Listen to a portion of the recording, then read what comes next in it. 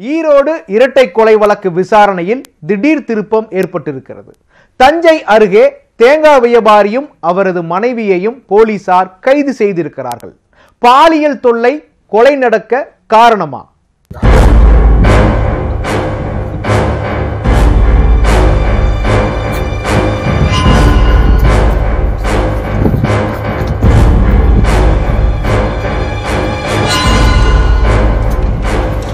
ஈரோடு அருகே சமீபத்தில் வெட்டி கொலை செய்யப்பட்ட முதிய தம்பதி இவர்களை கொலை செய்ததாக தம்பதி உட்பட 4 பேர் கைதாகியுள்ளனர். கொலையின் பின்னணி என்ன? ஈரோடு மாவட்டம் சென்னிமலை அருகே ஏக்காட்டாம்பாளையம் பகுதியை சேர்ந்தவர் துரைசாமி. இவரது மனைவி துளசிமணி. இவர்கள் தங்களுக்கு சொந்தமான தோட்டத்து வீட்டில் வசித்து வந்தனர். இந்த தம்பதிக்கு 3 மகள்களும் வெங்கடேஷ் என்ற மகனும் உள்ளனர்.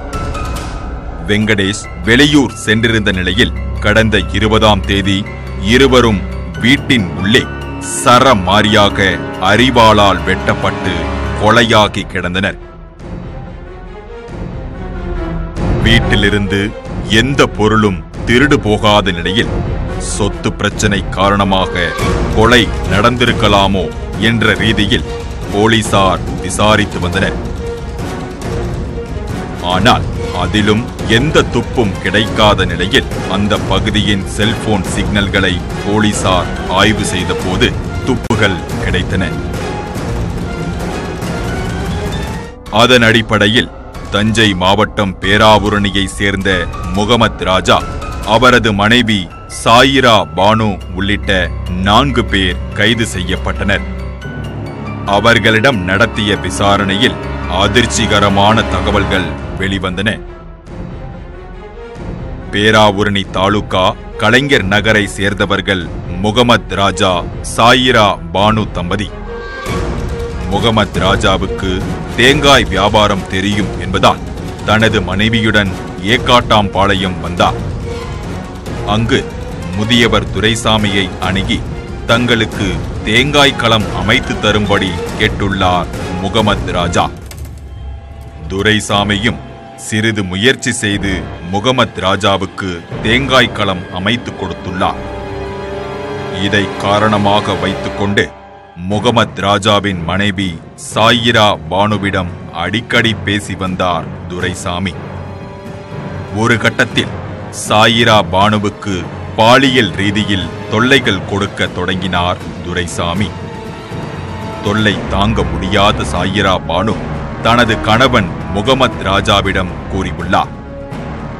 ஆத்திரமடைந்த முகமது ராஜா தனது நண்பர்களுடன் சேர்ந்து பிப்ரவரி 19ஆம் தேதி இரவு துரைசாமி வீட்டிற்குள் புகுந்துள்ளார்.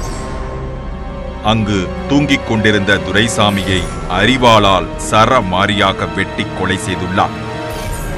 அதை தடுக்க வந்த துரைசாமியின் மனைவி துளசிமணியையும் வெட்டி கொலை செய்துவிட்டு தப்பி ஓடிவிட்டனர்.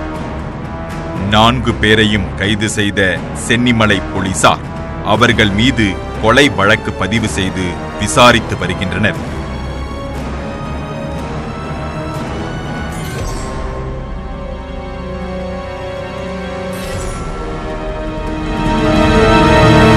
இந்த செய்தி மட்டுமின்றி இன்னும் பல்வேறு முக்கிய குற்றச் செய்திகளின் உண்மையான பின்னணியோடு உங்களை மீண்டும் சந்திக்கிறேன். அதுவரை விடைபெறுவது மகாலிங்கம் பொன்னுசாமி.